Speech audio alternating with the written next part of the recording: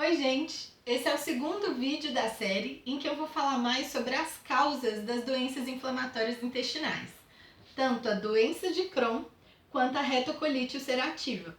Bom, se você chegou agora, eu recomendo que você volte para o primeiro vídeo em que eu falo melhor sobre o que essas duas doenças afetam. Esse vídeo é mais específico sobre as causas. Indo direto ao assunto, a comunidade médica e científica ainda não elucidou totalmente qual é a causa desses dois quadros, mas há hipóteses mais prováveis. E o que se sabe é que há uma série de fatores que convivem e permitem que essa doença se desenvolva. Os fatores mais importantes são genético, ambiental, microbiano e imunológico.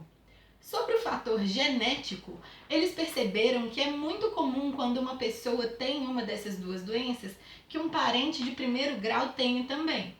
Mas só o fator genético não é suficiente para desenvolver a doença.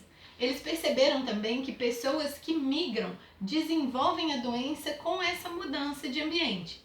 Ou seja, isso leva a gente para a importância do fator ambiental.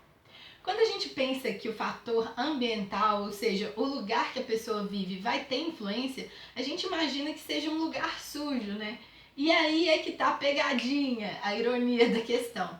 Eles associaram essa doença e o aparecimento de mais casos com lugares de maior desenvolvimento econômico, o que significa que as pessoas viveram em um ambiente muito limpinho quando eram pequenas, então não foram apresentadas a micróbios, bactérias, vírus quando eram novas, então o sistema imune delas não aprendeu a lidar com essas bactérias.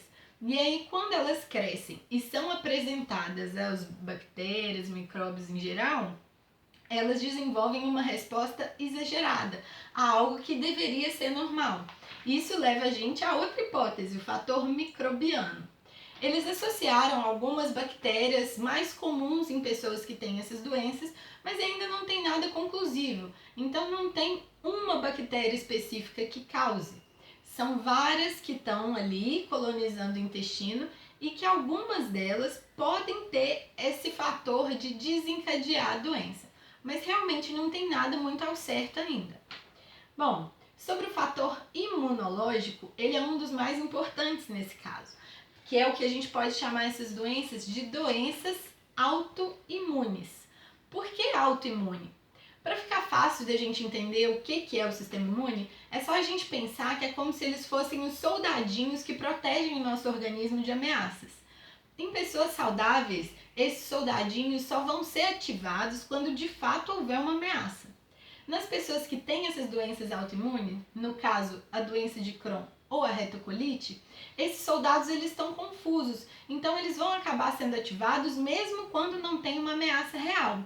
E isso vai causar as lesões no próprio organismo.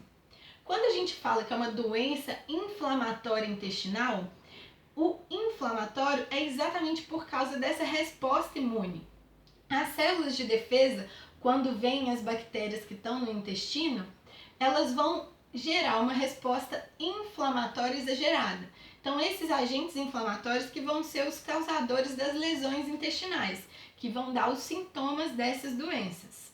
Em pessoas saudáveis, essas bactérias que estão naturalmente no intestino não ativam o sistema imune, então não vai ter essa reação inflamatória exagerada.